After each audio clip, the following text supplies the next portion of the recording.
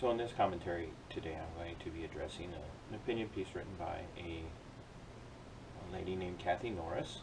She was born between the Great Depression and World War II. I do not want to be demeaning or disrespectful to her. I do try to respect people of age, of advanced age, because I was always taught to be respectful to my elders. I can understand much of what she's trying to say. I like kind of how she opened, because I'm familiar with this concept. She says, I was born between the Great Depression and World War II, part of the silent generation, when children were to be seen and not heard. I want to thank the San Angelo Standard Times for the opportunity to be heard. I know the children are to be seen and not heard. It's just a reality. I heard it from my grandparents, both sides, many times.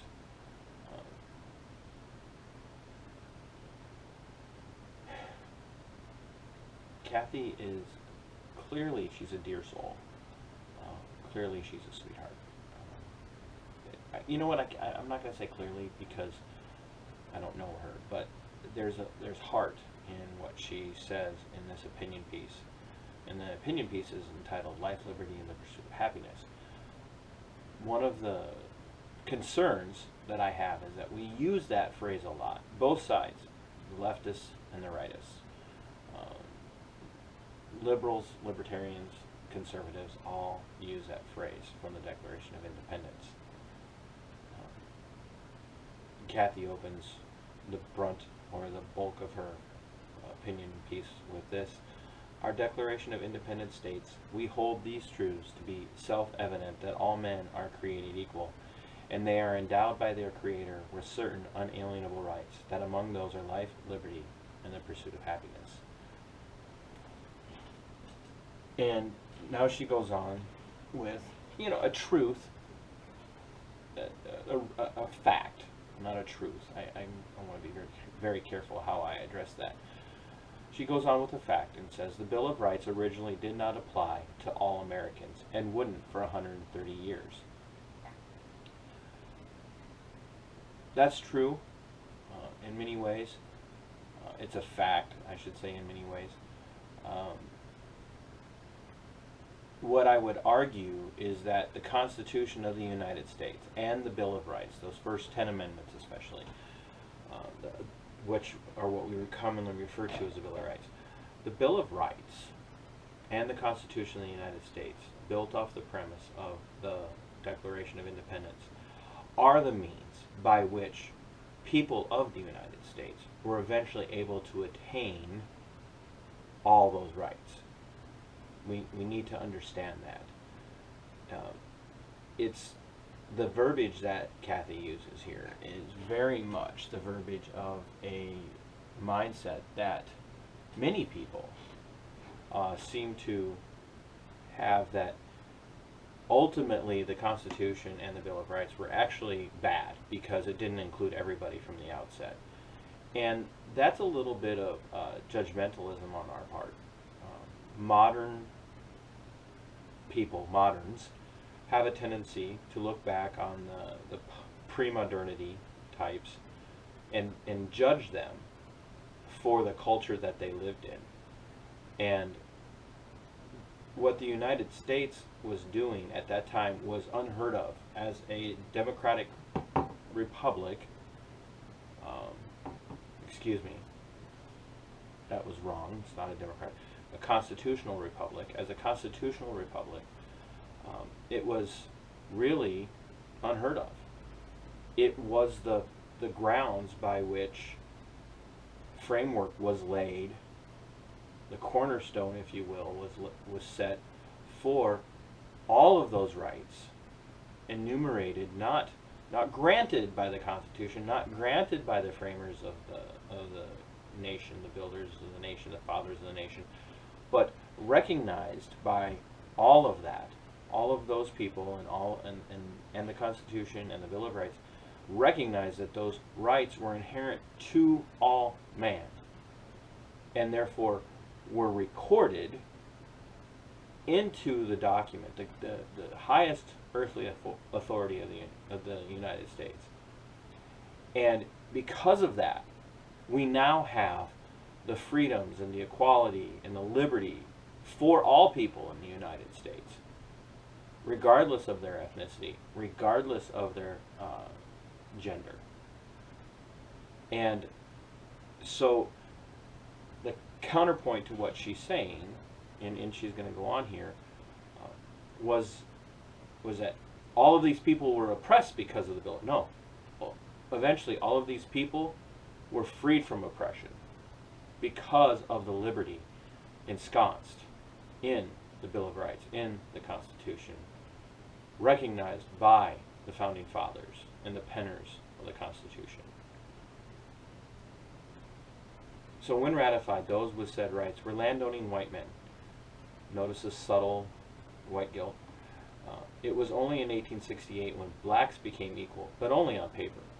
When women got the right to vote in 1920, they were more equal than they had been. Well, first of all, that's an intentional phrasing. It's sarcastic, and I love sarcasm. It's a great tool, but it's disparaging to the Constitution is really what they're doing. She's being very disparaging to the Constitution and the Bill of Rights. When women got the right to vote in 1920, they were more equal than they had been. When the Native Americans achieved full citizenship in 1924, they were somewhat more equal. See, that's sarcasm. It's being it's kind of snarky and snotty. It's not even sarcasm, it's just being snotty. Almost 230 years later, there are those who still believe we are not all created equal. I agree. What does that have to do with the Constitution? What does that have to do with the Bill of Rights? Now she shifts, and this is a very radical shift. There's not a coherent tie, and I'm guilty of that often myself. Wartime President Trump could learn something about the COVID-19 pandemic from America's war history. Completely unaware, as of today's COVID-19 has been to us, completely unaware of what they are about to witness, Washingtonians dressed for a picnic with picnic baskets and opera glasses gathered to observe the first battle of the Civil War. It was the first battle of Bull Run in the north and the battle of the first Manassas in the south. Picnickers could hear the guns and cannons firing, but did not need the opera glasses to see the blood, death, and carnage. In horror, the picnickers quickly retreated to the safety of their homes. We visited this battleground and went through a field hospital. The operating tables were put near the windows so that when arms and legs were cut off, they could be tossed out the windows. If the soldiers survived the amputation, they often died from an infection. As today, when I see a gurney with a sealed body bag being rushed to a sealed cold storage van, I am reminded of that field hospital where others died alone and the families didn't get to say goodbye or I love you. What? Those two things are not analogous at all, Kathy. Those aren't analogous, America. Those two battles are not analogous to COVID-19. One, oftentimes people are dying alone because of draconian measures that have been taken to isolate people from their loved ones in the name of safety. And one of the things that I want to emphasize is that within the Declaration of Independence, we're guaranteed a right. And there again, we're not guaranteed. Those rights are enumerated by recognizing that they're granted from God, the God of creation, to man, to not be stripped away by any power, especially governmental power. All right? So much of what is happening, the reason that people are dying alone in hospitals, or dying alone in long-term care facilities, or dying alone at home, is because we've been told to stay away from one another under the penalty of law, oftentimes. Undue restrictions have been put on people to keep us separate from one another, to protect us from a virus that has a survivability rate of over 99%. Okay? So, you show me within the Declaration of Independence, you show me within the Constitution where we have a right to safety from viruses. The entire Constitution, the Bill of Rights especially, the way those rights are enumerated, they're designed to keep us safe from government overreach. Not from viruses. Not from plagues. Not from natural disasters. From the government. And so, the shift that you've made here, and this veiled accusation towards the president, which I do not understand. The president isn't the one who's responsible for protecting us from viruses. He's not. That is not his job. And while the president himself has referred to this as a wartime situation, and we have many governors claiming this is a wartime situation, this doesn't meet the definition of a war. And we have to stop that. We have to stop using language like the war on drugs, the war on poverty, the war on... That's socialist think. You declare war on something that's not a tangible enemy. Okay? COVID-19 as a virus isn't a tangible enemy. Alright? It doesn't have an army. It isn't threatening our liberty. It's not threatening to take over our nation. What's threatening our liberty, what's threatening to take over our nation, is a Marxist agenda where COVID-19 is being used as an excuse to destroy life, liberty, and the pursuit of happiness. That's the enemy. And that's tangible because we're seeing it in places like California, in places like Oregon, in places like Kentucky, and North Carolina, and in Virginia, and in Massachusetts, and in Washington, D.C., and in Minnesota. Over and over and over again, the Marxist agenda is playing out, and we are seeing mayors and governors who are on the left seizing to themselves power that they're not allowed to have, violating the Constitution that they swear to uphold, all in the name of making war on a virus.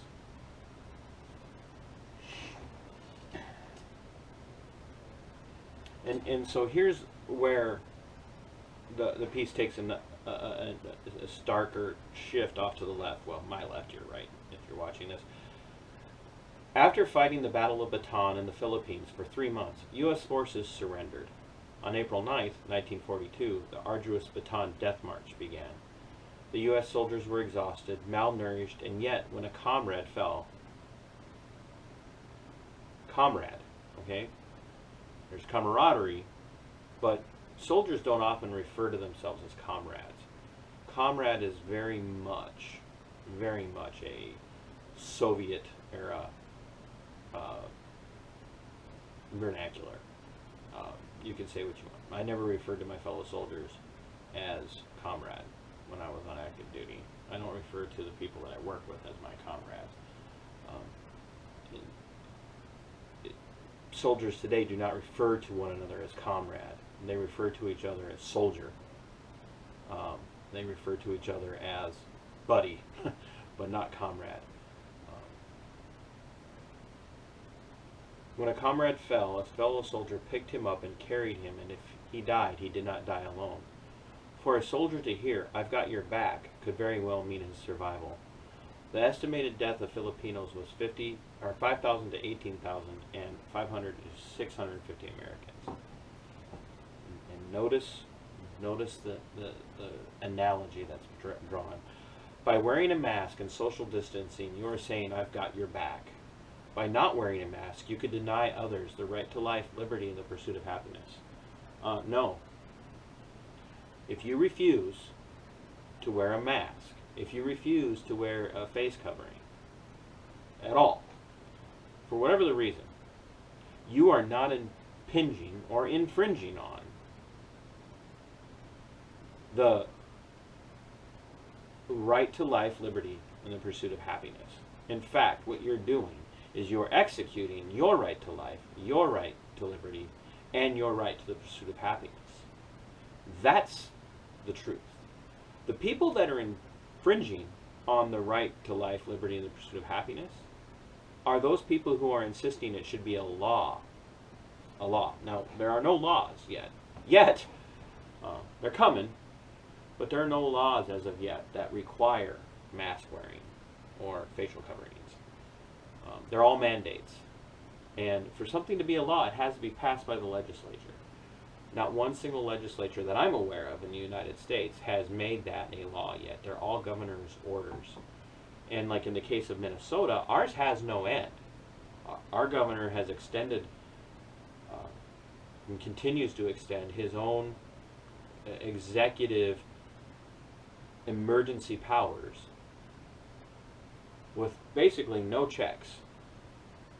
The more conservative Republicans in the state of Minnesota are trying to put him in check, but they're outgunned. And along with that, he's extended his ability to continue to order us to do all sorts of things. And one of those is wear facial coverings whenever we're in a public indoor space or in a public outdoor space, and can't keep the 6 feet of distance. And he continues to extend that. Ours has no end. That's the problem with mandates, executive orders. Unless there's power to overturn it through the legislature. The governor can just keep ordering it. He can just keep extending his power. And that's infringing on the right to life, liberty, and the pursuit of happiness on the part of the people who do not want to wear one. Okay? That's what it is. I am not taking away somebody else's right. I'm not denying you your right. You have a right to live. You have a right to your life. You have a right to liberty, and you have a right to the pursuit of happiness. But I do not protect your right by having my rights stripped from me. Because if my rights can be stripped from me to protect you, then you don't have any rights either, because sooner or later, they're going to strip your rights from you for a reason that you won't support. And that's just it's an untenable position. Kathy, it's an untenable place for us to go, American mask wearers. If anything, you're infringing on me. And the Constitution and the Bill of Rights exist to protect me as a minority opinion. The First Amendment exists to protect me as a minority opinion. It doesn't just protect people's opinions if they're well received, if everybody else agrees. Then there's no need for the First Amendment. There's no need for any constitutionally delineated, detailed rights.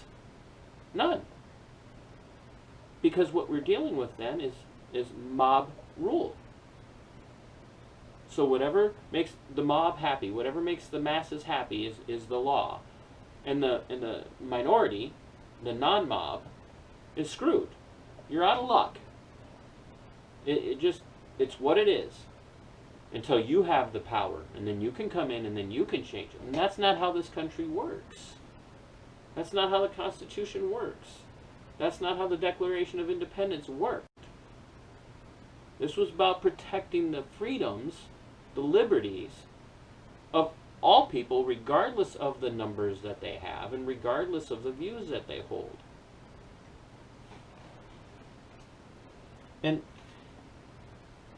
poor Kathy, this is just a delusional, well-meant but delusional piece. Now she goes on and she says, 75 years ago on July 30th, 1945, the Japanese torpedoed the USS Indianapolis.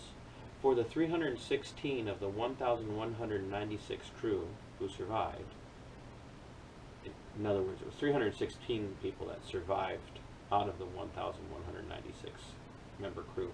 It was torturous 4 days. It was a torturous 4 days in the water, surrounded by sharks. They saw their shipmates drown with water-soaked life jackets, pulling them down. Others became delirious and drifted away. But the most traumatizing death to witness was sailors being eaten alive by sharks and living with the dread they could be next. By best count, there were 150 such deaths. It was called the worst shark attack during World War II. Okay, I don't argue that. It's Shark Week, by the way, on Discovery, and we should be learning even more about the Indianapolis shark attack. So here's where this is just weird. Like the sharks, you don't know where COVID-19 will come from. Do you think it can't find you? What? COVID-19 is not an entity, all right? It's not. It's a virus, all right? It's not even a shark. Sharks have a instinctual process. COVID-19 doesn't. COVID-19 doesn't search people out. COVID-19 doesn't have a preferred food. COVID-19 doesn't follow shipwrecks around waiting for, or follow ships around waiting for them to wreck and eat people. Okay? COVID-19 is a virus. It's spread the way any virus is spread. Comparing it to a shark waiting to eat somebody is just absolutely asinine. It's asinine. If a pro-liberty, pro-pursuit of happiness, pro-life person wrote an essay like this and compared sharks to abortion doctors, this essay would never get published in any major news publication. It would be relegated to some apparently right-wing conservative newspaper set up strictly for advancing a pro-life agenda. And that analogy would never be allowed anywhere else. And so here's where she kind of ends here. By not wearing a mask, you are saying you signed up for it. Do your duty. To the men and women who have served and died to protect your right to be uncaring and disrespectful to your fellow citizens. What? That's a heart motivation that you can't judge. Every time you see somebody who's not wearing a face covering, you're jumping to the conclusion that they're saying they don't care. And that's not the case at all. As I frequently can be heard saying, I do not wear a face covering in public because I love my fellow Americans. I love them. And keeping them safe from a virus is great, if that's something that we can achieve, because we can't keep us all safe all the time from every virus that could ever do us any kind of physical harm. All right? We just can't. We can't do that.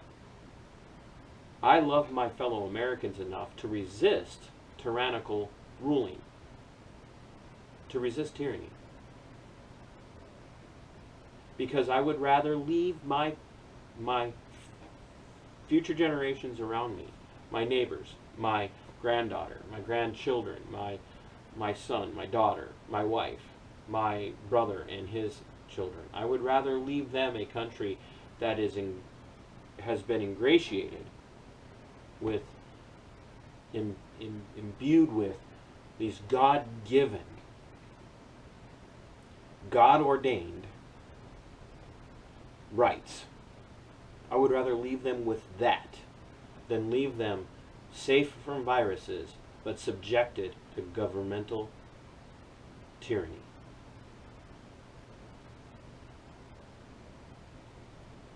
She goes on after she talks about being disrespectful to your fellow citizens. And worst of all, to the doctors and nurses, your actions show no respect, concern, or compassion for their well-being. Hey, calling 911 when your home is being invaded by violent thugs who are armed with firearms and they're hell-bent on taking your life and your property is not an uncaring act, right? Doctors and nurses are exposed daily to everything from MRSA to other infectious diseases constantly. Many of them far, far, far worse than COVID-19 is. That's part of their job. Just like it's the job of law enforcement officers to show up when you call 911. And granted, it takes some time. Sometimes it could take hours for law enforcement to get to you. But they're the ones that rush in. Is it uncaring for you to drive down the road and potentially risk having an accident and your car catching on fire and law enforcement having to rescue from that? I mean, that's pretty uncaring. That's pretty disrespectful. To wear a mask or not to wear a mask or not is not about you or me. It is about us and the U.S. During a TV interview, a doctor pleaded emotionally for everyone to wear the damn mask. She closes with, being part of the silent generation, and as life went on, I learned I am my brother's keeper. Okay, that is an abuse of Scripture. That passage is, that little line is direct. Genesis, chapter 4, Cain kills Abel. God knows what has happened. He approaches Cain and he says, where's your brother? And Cain's snarky remark to God was, am I my brother's keeper? Okay, that has nothing to do with this. Not every human being is my brother. Not every person in my neighborhood is my brother. Some people are my neighbors. Some people are my brothers and sisters, if they're Christian. Am I their keeper?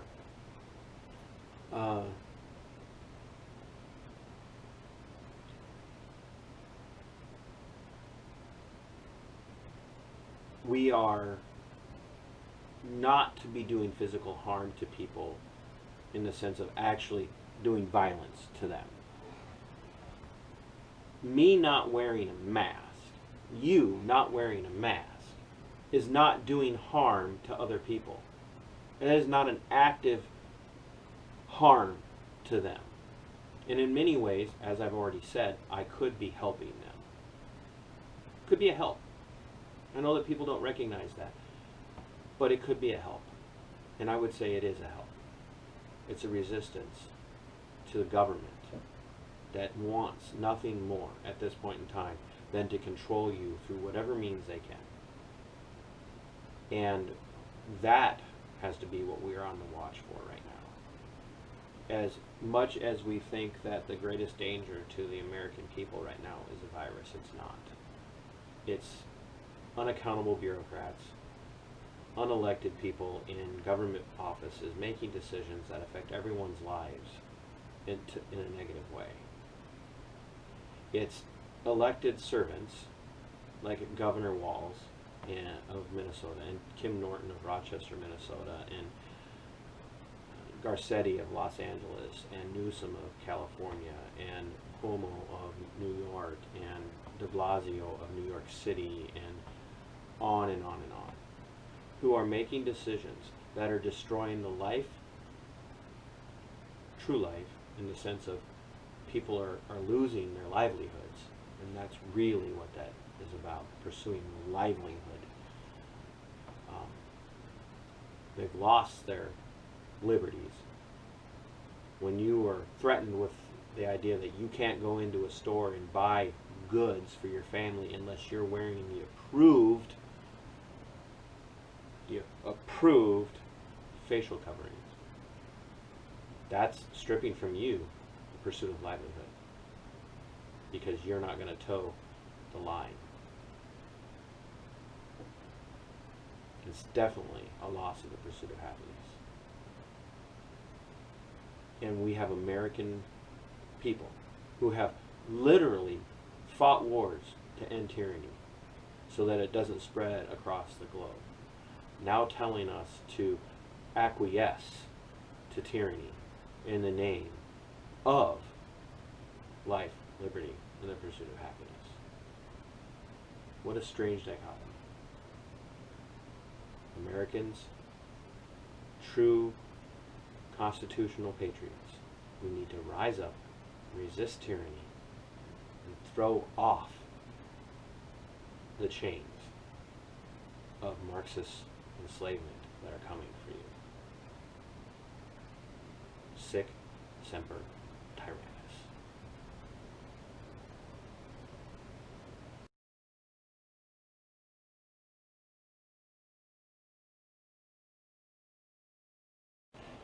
As always, thanks for watching the video. Thanks for being open-minded. Thanks for listening. I would ask that over here in the corner, somewhere on your screen, you hit the subscribe button. It's important, not for me, but because mainstream media, legacy media, isn't going to get the word out. They're not going to let people who don't toe the established line speak. So for the sake of liberty and for the sake of the defense of this nation, small little independent voices like mine need to be heard, especially the interviews. It's got very little to do with my commentary and a lot more to do with the interviews and the people who are affected when liberties are tread on. So once again, hit the subscribe button, like, subscribe, and share. Thank you very much.